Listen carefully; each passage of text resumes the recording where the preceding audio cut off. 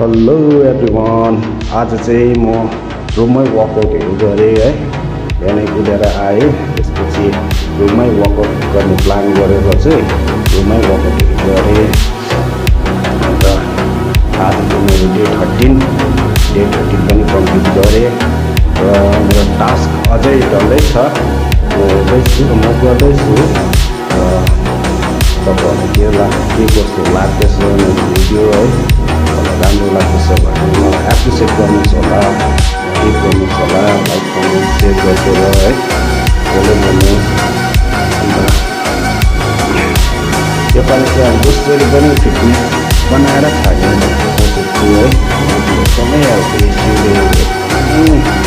जिन्दगी नरक बनाएर खाएर क्या मेरो फाइनल अब लास्ट उपाय नै अब यही मेडिसिन चाहिँ अब वर्कआउट जिउको आफ्नो हेल्थ सुधार्नु नै अब ठुलो मेडिसिन रहेछ र म यसमै अब लागि परेको छु। तपाईँहरूले मलाई सपोर्ट गर्नुहोस् न है।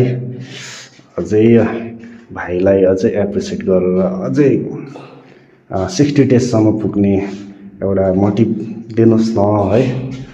र मेरो वर्कआउटहरू कस्तो लाग्दैछ तपाईँहरूलाई भन्नु।